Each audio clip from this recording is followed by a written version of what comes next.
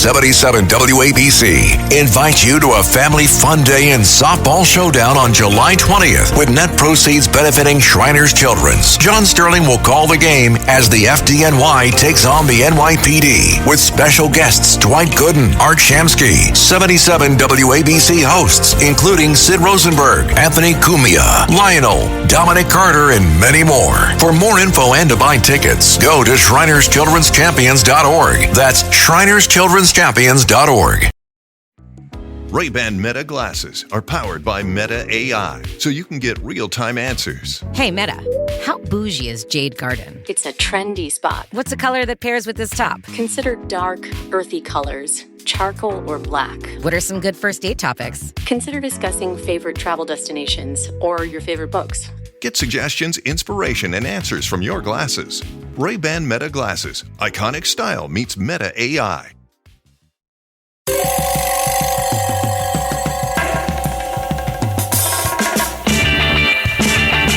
This is Cop Talk, talking crime, cases, and backing the blue. Now, here are your hosts, Captain Ed Mehmet and Detective Kevin Schroeder. Hello, everyone, and welcome to another episode of Cop Talk. I'm your host, Kevin Schroeder, and unfortunately, my co-host, the Captain Ed Mehmet, I think he's going to throw in his hat to run for mayor, so he's out fundraising today, but he'll be back soon. So today's guest on Cop Talk is a very good friend of mine, a 20-year vet of the NYPD, retired detective, second-grade detective, Ray Marino. Ray, welcome. Thank you, Kev. Thanks for having me. So, Ray, why don't we tell everyone, our audience, your background, your family background?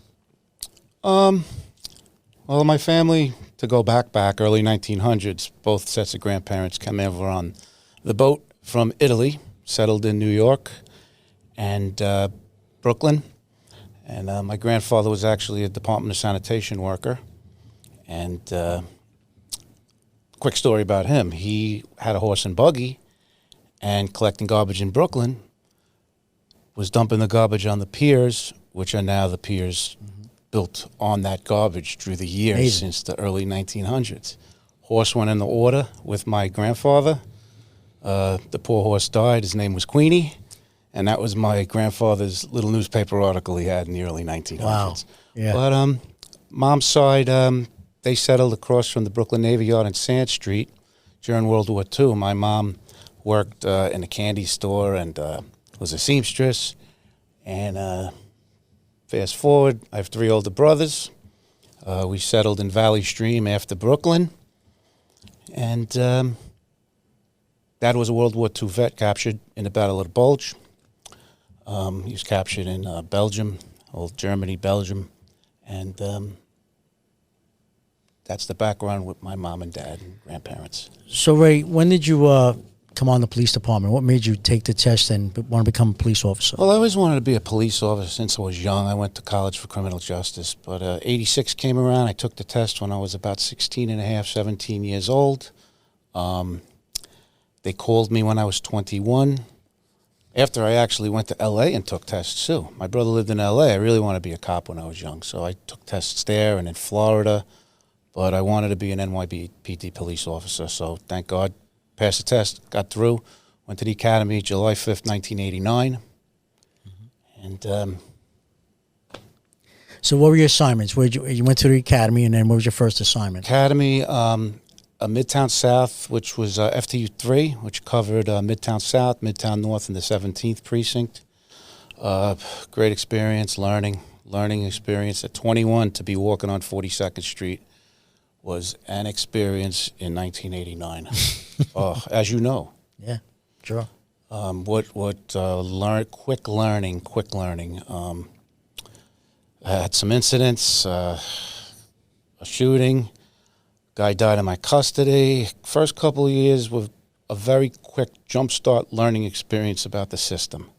Going to grand jury and just learning. It could get bad sometimes. Thank God I was fine. You got your feet wet quick and then issue 3. So why don't you just tell us about that?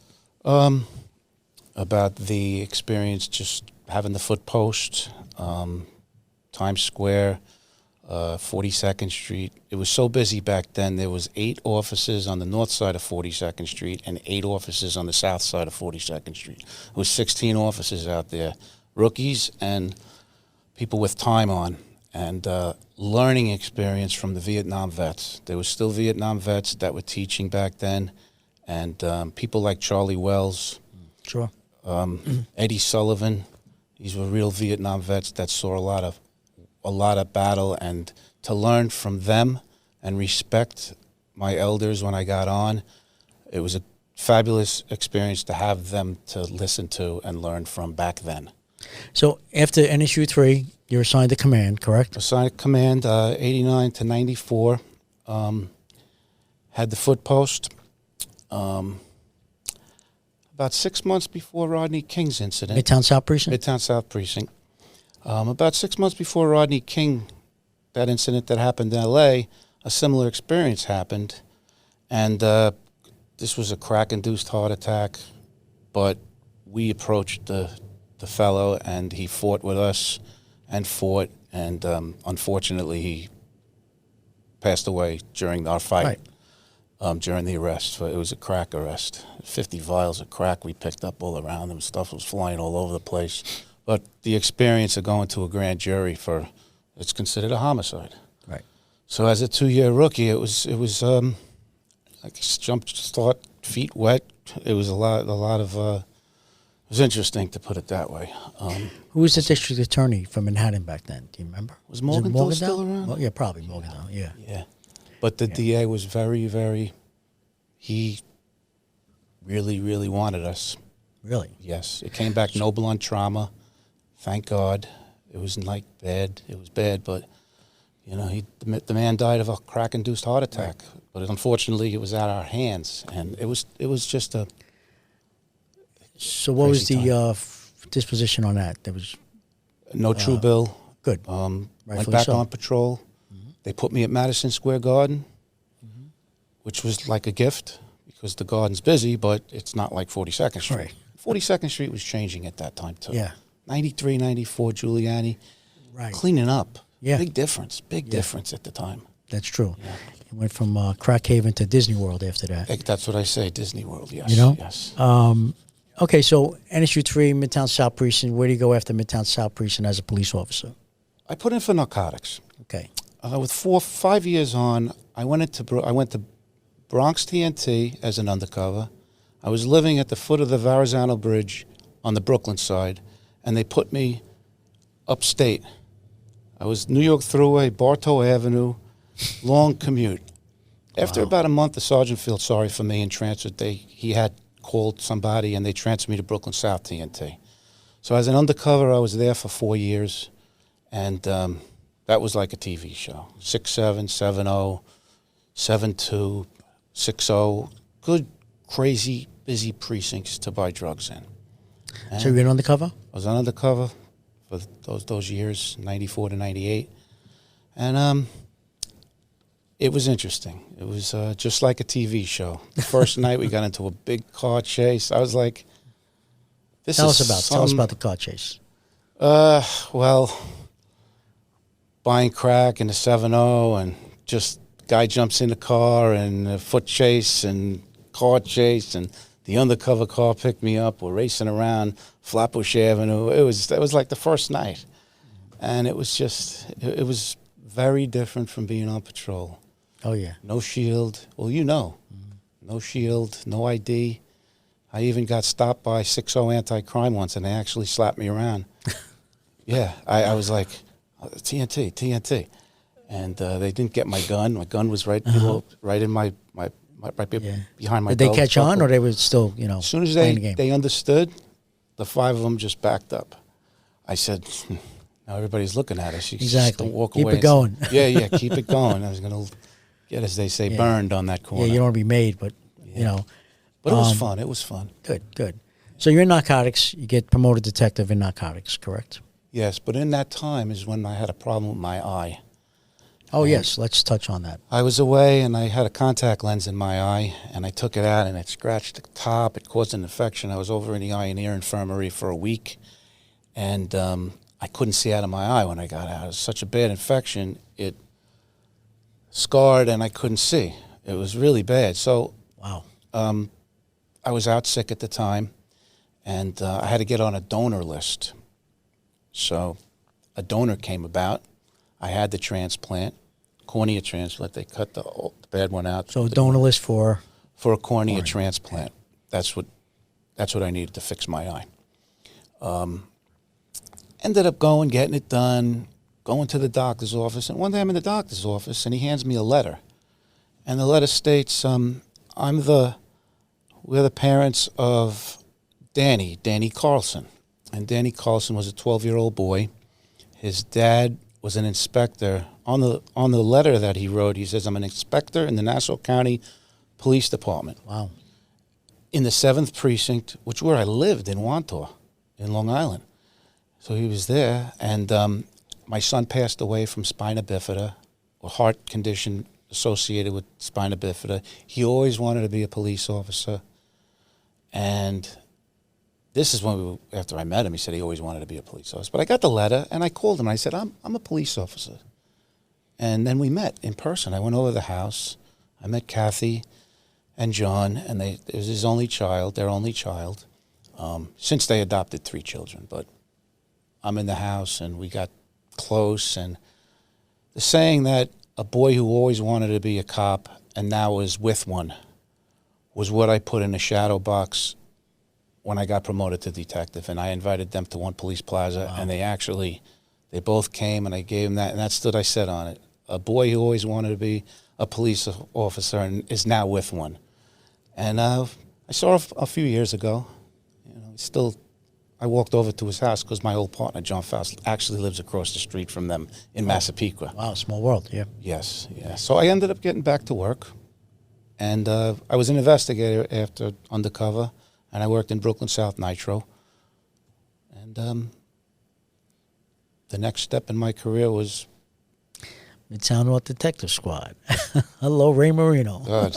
And that was a special gift because I didn't belong there. I was never an alumni of Sure Midtown you North. did. Sure you did. Come on, It you're felt Midtown like South. You were next door. Yeah, in a way, yeah. And that was a great experience with you and the other guys there. Yeah, we worked with some great people there. Unfortunately, some are no longer with us. But, Yes. Yes. May they rest in peace. But Yes. we had a good team there, good crew. Old school police work, and we had fun, but the job got done as well.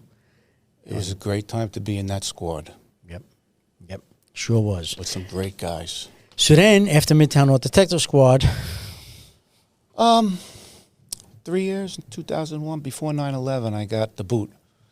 My time ended, and a certain chief sent people to Manhattan North Command, so I ended up in the 2-4 squad.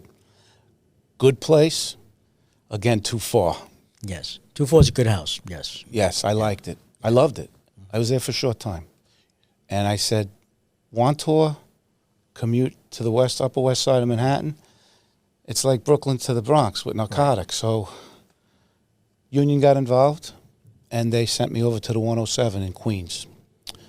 Stayed there for 9 months, and court cases, did my thing.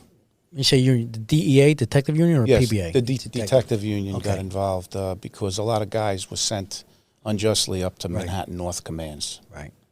So they helped me out. They got me to the 107, closer to Perfect. home. Queens Police Department, but that's fine. And I did 9 months there, and an old partner of mine, John Faust, that was in Nitro with me, he helped me get into the arson explosion squad. So when did you get into the arson explosion? 9/11, about 6 months after 9/11, so early 2002. Okay, so let's rewind then to 9/11. So where were you working at 9/11? 107 squad.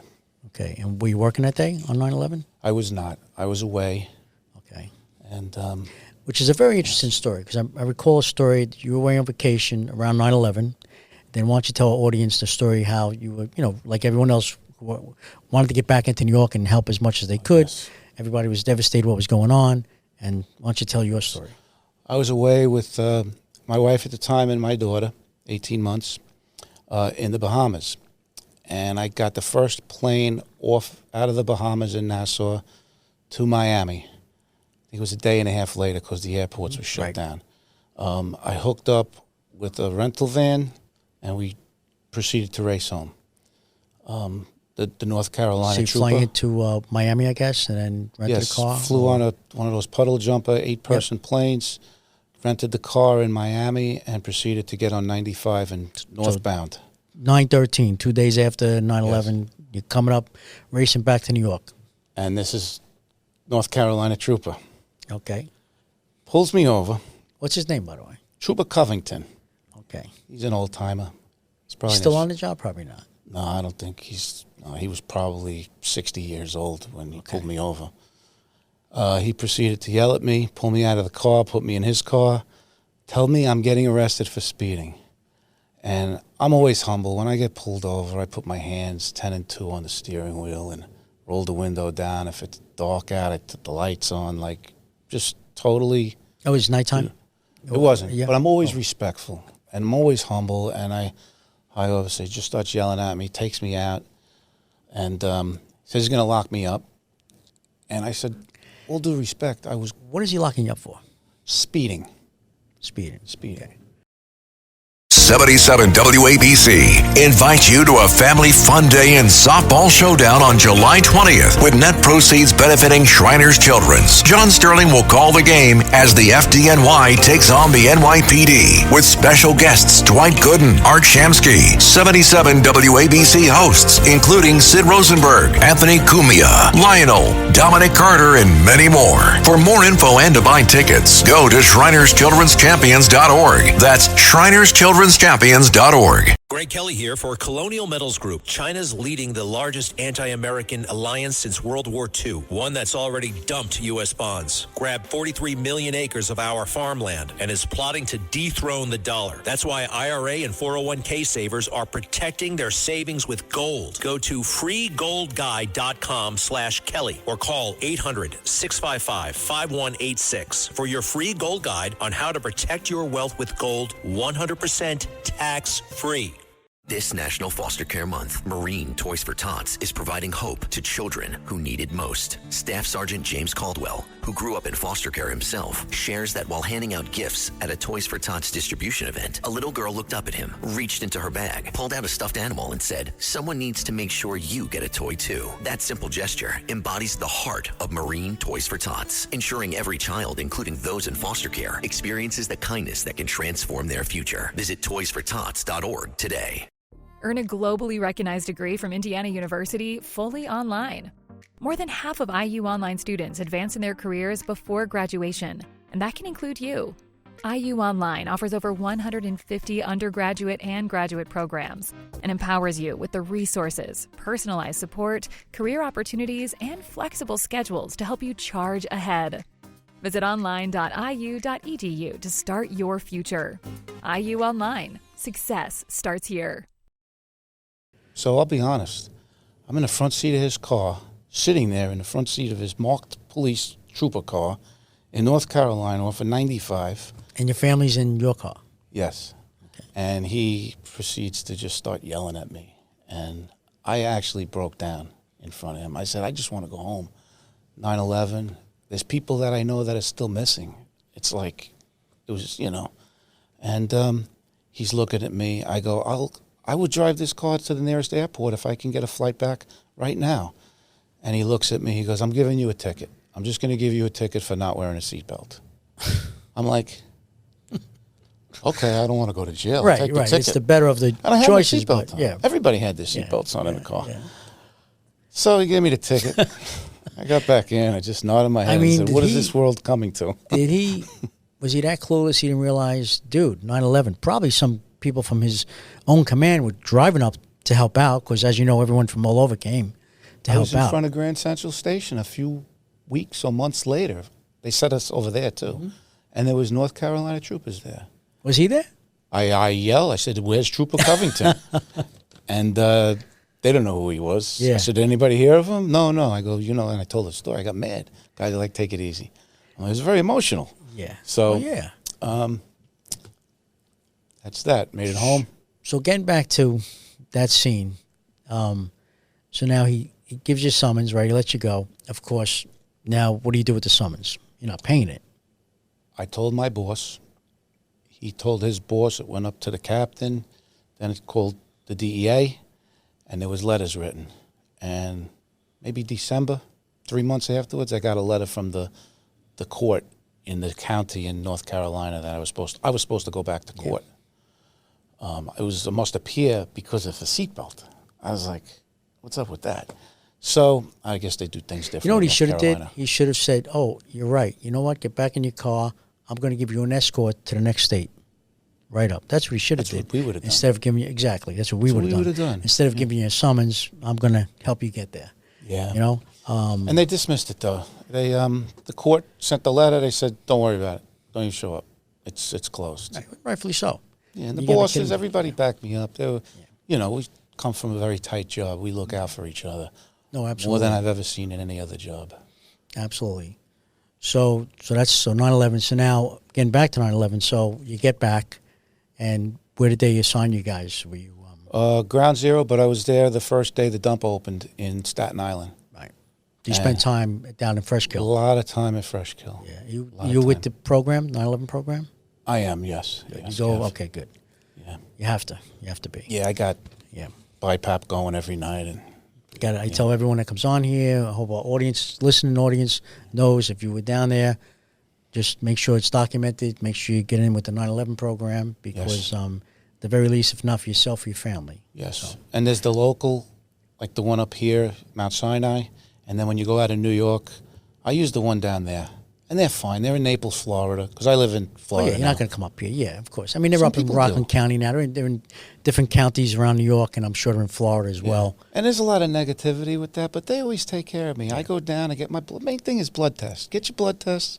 Make sure your PSAs are okay, because, you know, all the people that passed afterwards. But you also have to let them know if you go for a physical every year, or any other doctors you go to, skin doctor, whatever, anything they find, God forbid you had skin cancer, you got to make sure that they're aware of that and they document it. Yes. And you get certified for it. Yes. That that message is not out there. You know? I personally, I'm on the same page as you, Kevin, with that because it's important. Yep.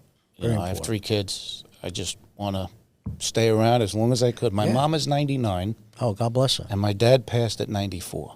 Okay. So I got a good pair of Levi's on, if you know what I'm saying. Yeah. I know. I do hear you. Believe me, my dad's 94, my mom's 89, so I hear you. There you go. They're still alive, thank God. Yes. But I hear you. So getting back to we were at arson explosions that we were at when you were at the time. Yeah. I got in there. I knew nothing about fire. I knew nothing about bombs. I only know how to be a detective in a squad. Smoke a cigar. And smoke a nice cigar and do a good interview and put your shoes on and walk around and do canvases. And that's the basic detective work anyway. To learn, like I learned in the Arson Explosion Squad, they sent us up to be fire investigators, certified fire investigator 1 and 2, and just a whole lot of other certifications and training. We worked with the bomb squad. There was about, at times we were down to 6, 7, up to 8 to 10 detectives in the squad. And we were and still are, the investigative arm of the bomb squad. So it was a very, very interesting experience with that, with all the fires. Every fire where there's a DOA in New York City, we have to go out on. Any explosions, any pattern arsons in houses of worship. We also bought guns with ATF. We were in the ATF task force. Oh, wow. So we had undercovers in Arson Explosion Squad. You didn't think we were going out there, but we were helping ATF. We had an office in Queens, which was the Joint Arson Task Force, but it's still ATF. So we helped them with gun buys. And Pete Fuselli was on your show. He was working with me. And it was a good, that was my last stop. I was there from 2002 to 2009 and caught some really big cases. And so can we talk about some good cases you worked on? Sure. Times Square bombing? Times Square bombing was my last case. That was, there was actually 3 bombings, still an open case. One was in the British consulate, one was in the Mexican consulate, and one was at the Armed Forces Recruiting Center in Times Square. Yep. All at like 4:30 in the morning, person on a bicycle. What year was that again? 2008 was the Times Square explosion. This one exploded. 2008, probably about 2008. The other ones were a couple years before. But to get called in at 4:30 in the morning and you're in front of the British consulate and an ESU cop comes over and hands me a piece of a fragmented grenade. And it's like one of those ones you see in the movies with the, John Wayne stuff. And it's like pineapple Mark II grenade. And I'm like, this is a grenade. This is going to be a big case. And we better have good sleep the night before because we're up for days, like a regular homicide. And we worked on that. And then similar case, Mexican consulate, and then this one in Times Square. And that was just massive. You have people we worked with major case. We were in what they call a special investigation division. So our sister squads were computer crimes, special frauds, major case. So we all helped each other. And the whole Midtown North squad was out there, Midtown South squad. Right. Detectives from all over Manhattan South were there. And they pull 50 guys in the morning. And I'm standing there, and my boss is like, well, tell everybody what you want. I'm like, I'm not really the boss. I'm a detective. I'm telling other detectives what to do. And he's like, I'll handle the big bosses. You take care of the detectives. And I know a lot of guys just from being around, especially south and the north. So I'm like, we got to do canvases. Everything's a canvas. Well, we found the bicycle down on 38th and Madison in a dump. Well, what happened was all the videos you have to, back in that year in 2008, there was no videos on the street. No, not like today. No, and we only got like little clips, 2 seconds, a blip of a bicycle. But these guys, we went to every single place from like 14th Street up to 59th Street, river to river. We flooded with canvas, and we found he came from 38th and Madison and went up Madison and cut across 49th Street, came to Broadway, made the left, came down Broadway to 43rd Street, placed the bomb, and went down. We found his whole, I guess it's a his, I don't know, maybe a female, I don't know, but the whole canvas was like, we got the whole route. But then it was, the longer a case goes, the harder it's to solve, And it was, so it's still active. Yeah. Hopefully something. Still free. Wow. But, so when did you get promoted to second grade? 2008. 2008. I had another pretty successful good case. Greenpoint Terminal market over in Greenpoint. I think that helped me a lot. We had a fire there. Was told by a fire chief that it's the second largest fire in New York City history, next to 9/11. That place burnt. A lot of movies were filmed there. It was West Street in Greenpoint. It's a whole waterfront there. Beautiful view of Manhattan. Just real good real estate. Place burnt from Tuesday to Saturday, and it was just a conflagration. It was just a big destructive fire that burnt down. It was a factory. The Monitor, the history with, I guess it was the Monitor, the boat, the Merrimack and the Monitor, it was built there in the 1860s. It's a factory that's been around for that long, and they built a ship there. That's a famous ship that was in, like, Norfolk history stuff. But this building, it burnt down. So 2 months into it, you're looking into insurance, the owners. You're doing a basic investigation. You're just looking into the background of everything and no cameras. So one night, about 2 months into the case, I said, you know what? Let me ask my boss to go out on the street on a midnight and talk to the homeless. You never know. So my sergeant originally said no. So I shopped. I went to the lieutenant. He said, just go do what you got to. Be a detective. Put your shoes on and walk around. Knock on doors. Ask questions. Yeah. So I walked around. We go by the subway. See some homeless guys. It's like 2 o'clock in the morning. And Polish immigrants there. He starts speaking Polish to me. I'm like, something's up. Let me get a translator. So I go to the 9-4 precinct. There's a female officer there. I ask them, can we borrow her to translate? This guy gives the whole thing up. Pallets, tires, thick industrial cable, the copper wires. They put it on the pallets, they put it on the tires. The whole thing went up, and like 6 square blocks for 5 days burnt. So he gave it all to us, but he was drunk. So I made a decision. I said, let's put this guy back on the street. I'll find him tomorrow. A chance.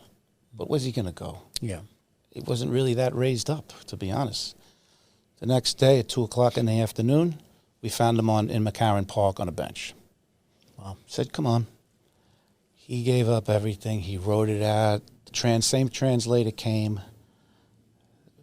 Nice line of questioning. He gave it all up. Wow. So sometimes you get lucky, but you got to go out there to get lucky. So I walked around and just did the whole gumshoe stuff, and good detective. It was work. a good Old school.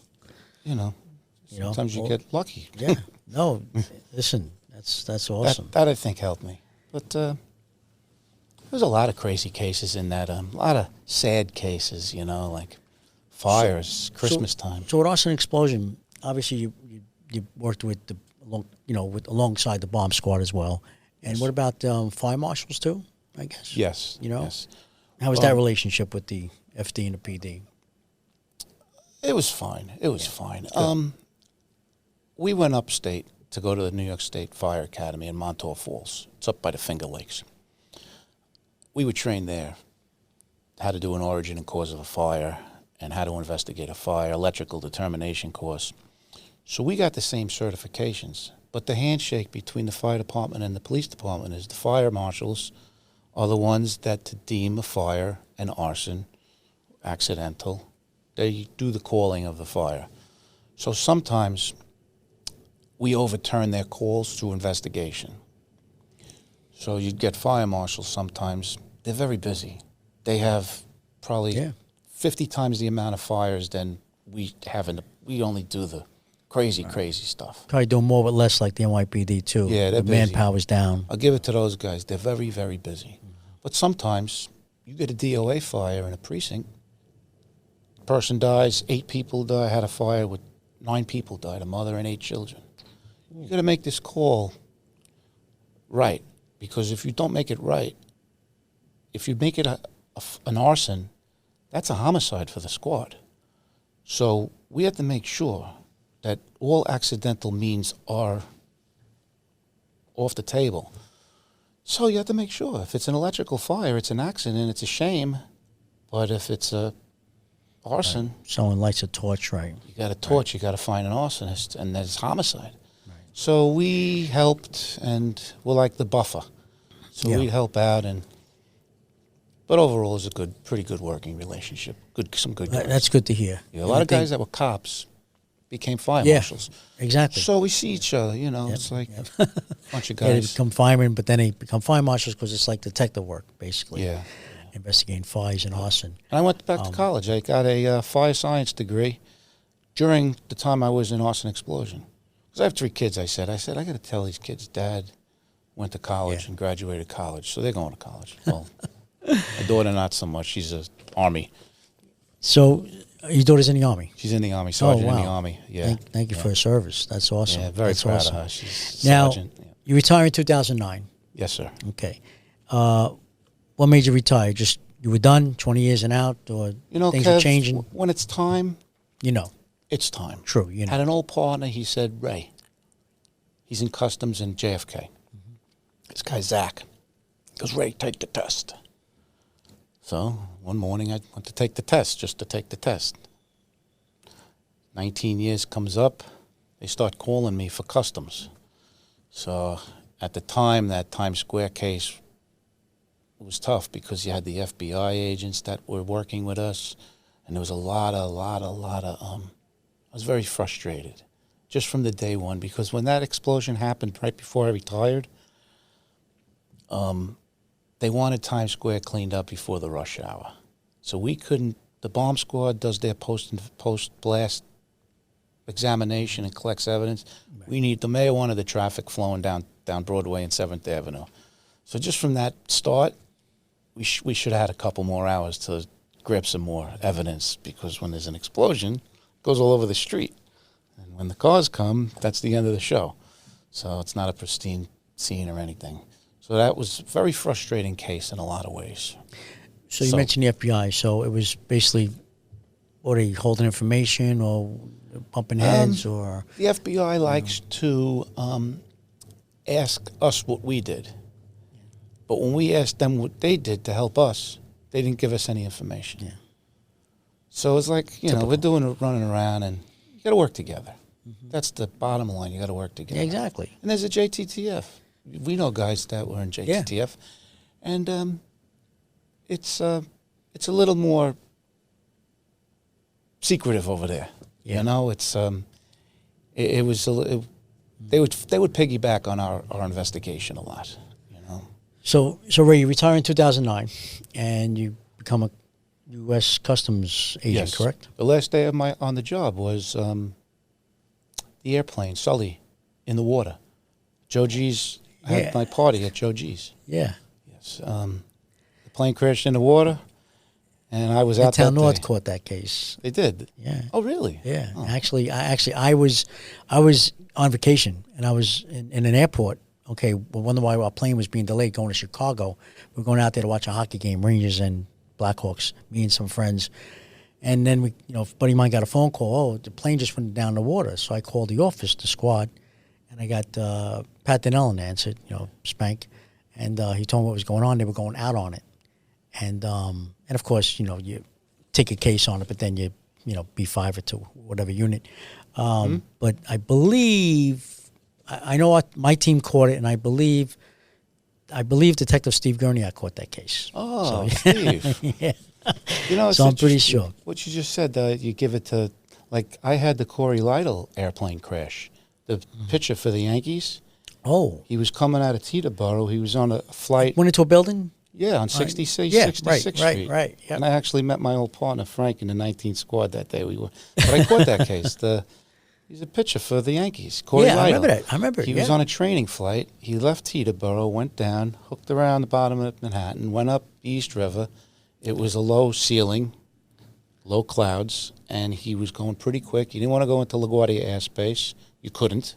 So he made a U-turn, but it was a quick U-turn. He went a little wide, and he hit the building. Yeah, I remember that. Him and the trainer. Ugh, but that was a case, like you say, you give it to the NTSB. Yeah, right. Yeah. So that's like the airplane. Yeah. But Sully, that was a Midtown North case. I guess that's where the plane stopped at some point. I was going to say, it floats if like it kept going, maybe being the 10th precinct or the 6th precinct. Yeah, usually the floater goes to the next. Or Staten Island. Yeah. But so. But that was good because, in a way, no one got hurt, thank God. Oh, yeah. Everything worked that was out good. Awesome. But what a party, because my retirement party was on 55th Street at Joe G's and Joey Monahan, and there was a lot of people that showed up because they were working. They stopped by to say goodbye to me. Exactly. And I drove down to Atlanta. Yeah. And I drove down to Fletzy and Georgia and went to another academy for 5.5 months. For customs. Yeah. Well, my son is now. He's congratulations. Following my footsteps. He's in the academy now. Yeah, he's going to graduate in 3 weeks. That's awesome. Yeah. That's awesome. Yeah. So, all right, so you become a U.S. Customs agent, and where are you assigned? Atlanta Airport. Okay. I guess you were living in Atlanta? We moved down there. I actually left and went down to the academy by myself, and she sold a house, and then we moved down to Georgia. And I was there for 7 years in Atlanta Airport, which was a monster, because it is actually ratio, like the busiest, besides O'Hare and JFK, they have over 1,000 offices in JFK. Here we had 400, but in ratio, it was a busy. Atlanta's like the home of Delta. Yeah. It's over a mile-long train ride from Terminal A or T to F. Big airport, yeah. It's a big airport. So we had every flight. I learned so much about international everything, about customs and customs meaning people customs. Met people from Nigeria and Asia and just learned about the world and did my job at the same time. Wow. Really interesting job. So then you were in Atlanta the entire time, or you went over? No, after 9 years. I was there for 9 years, and then I got transferred. I did a mutual to Fort Myers, Florida. I got very lucky through both my careers. Really, really blessed that I got a guy, he said he wants to go back to Atlanta. Do you want to switch with me? So I switched with him. And it went from 400 officers, and I was a union guy there too, to 4 to 6 officers. Small little airport, Fort Myers. It's growing now. That's on the it's on the West Coast. West Coast, yeah. Naples and then Fort Myers. So you say union guy, but were you a delegate? I was a delegate here in good. Atlanta, putting out fires all the time. More fires. Yes, I'm sure. But not in the arson squad. No, in there's always some. customs. You always have your frequent flyers being a delegate, of course. You know what I mean? Yes. Absolutely, we know it well. But yeah, so all right, so now you're in Florida, and how many years did you do in Fort Myers? 2. I got out with my lungs and my back. Okay. A bit jacked up with my back and my lungs. So they actually said, you can't work anymore. So they said, see ya. Well, document that with 9/11 program too. Yeah. With the lungs, you know. Yeah. For sure. Yeah. So you retire out of customs. Any good stories with customs? A lot. Give me one. One guy comes up to me. He was in Peru. And he gets into Atlanta, and I'm at the booth with the stamping the passports, or in customs area with the bags, opening bags, smelling people's dirty clothes. So I talked to this guy at the booth, and he says he's coming in. He's going to go to Denver, and then he's going to fly somewhere else. I'm like, this is a weird pattern. I said, yeah, how long are you going to be here? 2 hours. You don't fly from Peru to Atlanta to Denver. It's Denver or Arizona. I said, this is just a flag. So I take him out. We walk from the booth over to the baggage area. He's got these frames. I'm like, so we got something here. Something's going on. He's got these picture frames, like wooden. I'm like, and I'm not really supposed to call an escort over. I just took it myself. I didn't want him screwing around. So we went over to the bags. He got the frames. I walked him into customs area where they check everything. And I said, check this guy really good. I think it was 3 or 5 pounds or 3 or 5 kilos of heroin in those frames. They broke the wood off, and all the drugs just came out. It was all packed into the wooden hollow frame. Wow. So that was a big score. That was a really big score. It was a cold hit. And the other guy, you get the credit. That's okay. Just did my job. I don't care. Of course. Just, Yeah, hey, if you want to give me overtime, take some overtime. You have one more good story like that from customs? Little things, nothing real crazy. It was just learning people. You know, swinging back to NYPD days, rascals, Oh, rascals. shooting. Oh, yeah. Academy training. You never go out with more than 6 people in a group. I learned that with a year on the job. And always bring a delegate. Always bring the delegate if available. 22nd Street Rascals Club. Yeah, I know it well. Yeah. We did 6 to 2s. We ended up going there at like 2:15, 2:30 in the morning. This is in the academy? This is right outside of training. I think we were still in a FTU 3. Oh, and it's shoot 3. Yeah, okay. we were right there. So we had about, I don't know, maybe 6, 8 people. Like a 4 to 4? Yeah. It was a 6 to 2 and then a 2 to 4. Okay, So there you from go. 2 to 4. 2 to 4, not 4 to 4, okay. No, but we got there late because we only worked 6 to 2. So we got there 2:30. And I think it was closing at 3 o'clock. So we only had 1 beer. Really. We walked out onto the sidewalk, and there was a big fight at the hot dog stand in front.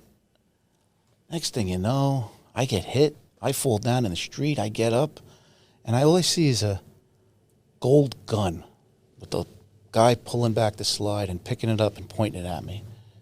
And I'm like, whoa. And I take off. And I run to the corner. Shots are fired. It's crazy. Run around. I square the whole corner and come back because my friends are there. I said, let me go back. You know, by then, you hear sirens. And the guy was get shot by the bouncer in Rascals. He grabbed one of the guys, his friend with the gun, and he brought him back in at gunpoint, and the bouncer shot him. So here we go again, almost getting fired. Richie O'Neill, the union guy, he told us we're all fired. We're right out of the academy. You don't guys have a chance. It worked out. Yeah. I don't know what happened, but it worked out. But the ESU guy brings over the crime scene map, and he says, where were you running? Show me your exact. And I said, I ran to the corner. I think it was Park Avenue. I ran to the corner, made the left. He goes, okay, there's rounds all along that route. This guy, I know he was chasing me. And it was like 9 rounds shot. They picked up 9 casings. And it was the same sidewalk I ran right down, made the left. He kept shooting at me. And I'm like, I couldn't turn around. And I could, guy wanted to shoot back. Yeah. The guy was already, I see the Exactly. slide. I'm like, he's pulling Yeah. back the slide right in front of me. I was like, thank God I made it. Yeah. Yeah, that's good. And you're here to talk about it. That's great. That's great. Just 2 quick things before we wrap up. One is, so now you're down in Florida. There's Loving a big, it. You love it. There's different world. It's the free world. And you have many NYPD guys down there, correct? Yeah, And I'm sure guys from Boston as well and Chicago. Oh, yeah. And there's a big, community. Is there an organization with the NYPD down Yes. By the way, it's cooler down in Florida than here in New York right now. So I'm sorry? it's colder in Florida Oh. right now than here. Oh, that's Which is good to know. interesting. Yeah. Southwest 1013 Club. It's ran by Neil and Brian. Neil worked as a sergeant in 13th. You might know him. Hockey team, Neil. They run a great 1013 club with all retired guys. There's over 100 of us in there. We do funerals. If the family wants someone in uniform for a member of the service that passed, we step up. I've stepped up a few times, put on the old uniform, just to represent nice. like the ceremonial unit. Yep, that's Buffy nice. and everything, but it makes the family feel Oh, yeah. feel It's a better, nice send-off. and they're very happy. And we have 2 more cars. We'll do parades. We do the St. Patty's Day parade in Naples every year, but we meet every Thursday for coffee. Is that more on the West Coast or? It's all West Coast, yeah. It's all West Coast. Yeah, it's Naples. They're building that big jail in the middle of by Yeah, I Naples. just saw that. That's yeah, right near. That's Collier County. What do you call it? Alligator Alcatraz. Yeah, Alcatraz. Yeah, that's right in Naples. My girlfriend lives right near there. Really? Too. Yeah, my girlfriend's a 27-year lieutenant. She retired. I've been going out with her for 3 Retired years. from the job. She was a lieutenant. NYPD. Yeah. She worked in the 8-3 on patrol, as sergeant, lieutenant. But me and her travel the world now. That's We're great. all over the place. But the 1013 Club's great. Now, is there one also, I guess, similar on the East Coast as well? Yeah, they have the Broward. I think they have the Palm Beach. Okay. Which, Yeah. when I see you down there. Yeah. Sounds good. There's a reunion every year. That I heard about. It's in February. I couldn't make it this year, but God willing, next year I'll try to make it. I heard it's a great time. We're very active. We meet and have coffee every Thursday in Cape Coral. It's like 12 to 20 people show up a lot. We have a lot of people. We have meetings every month. Okay, and we cool. do a lot for the... That's good. we get out there and... That's do what I our love to thing. hear. Yeah. That's- The guys that's- are great, There's a that's guy that's what- 90-something years old there. He's hanging out. Old homicide squad guy, he was up in the Bronx. Now, This most guy of those John. guys, 51% of the time down there and up here in New York, No, or a they lot just... of them. A lot of them are there all year long. time. A lot of them. Yeah, most of them. But, just want to ask you one last question. So I know you're not in New York no more and you probably don't care. Who cares, right? But at the end of the day, what's your opinion on the mayor's race? New York City mayor's race? Well, this guy they just nominated for the Democrat side. Andami, something like that. I don't know. It's scary. Yeah, That's scary. Very I scary. like Curtis Lewa. I really Curtis. do. Good. I like his attitude. And Adams, I think those two are better than this new guy that just popped out of nowhere. Yeah. I just pray, this guy wants to abolish the NYPD. Yeah, this guy, Social hopefully workers? he does not get in. He cannot get in. Everyone's got to come out to vote, and got to get the vote out, It's crazy. I can't believe he actually won the Democratic nominee. Nowhere. Yeah. I think it's official. It should be official soon. But it'll be very interesting to see how everything goes, Yeah, I pray. I pray for the guys out yeah. there. I hate looking at videos and seeing the cops getting asking for their cards and cursing at them. No, it's ridiculous. That's so Ridiculous. crazy. But there'll be talk about a mass exit. If Mandami wins, I'm sure it'll be a mass exit.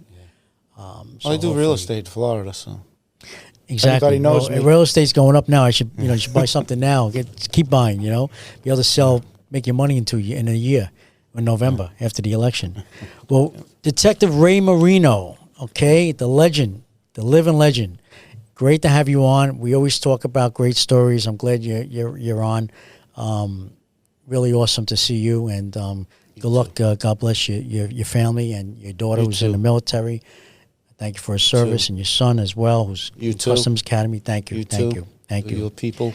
Thank you. So hopefully we'll have you on again soon. Oh. Okay? All right? It's a pleasure. Okay? We always have so much After your to next talk about. movie or your next book. Because you can write a book, you know that. I do this for my kids so they know Dad's story. Exactly. You know, it's it. That's what it's all about. It's about the family. And you're my friend since 1998. So we go way back. It was a pleasure. Listen, I'm honored to be considered your friend. And thank you. Me too. We had great times working together. And thank you for the invite. Someday we'll write a book together, maybe. Nice to see you and talk to you mostly. Thank you, Detective Ray Marino.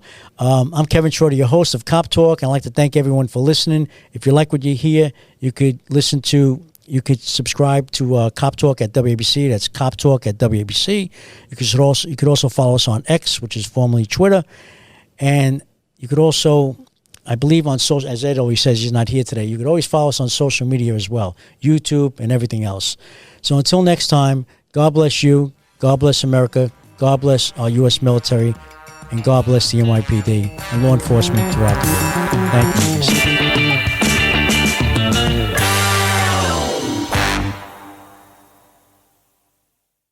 77 WABC invites you to a family fun day and softball showdown on July 20th with net proceeds benefiting Shriners Children's. John Sterling will call the game as the FDNY takes on the NYPD with special guests Dwight Gooden, Art Shamsky, 77 WABC hosts including Sid Rosenberg, Anthony Cumia, Lionel, Dominic Carter, and many more. For more info and to buy tickets, go to ShrinersChildren'sChampions.org. That's ShrinersChildren'sChampions.org.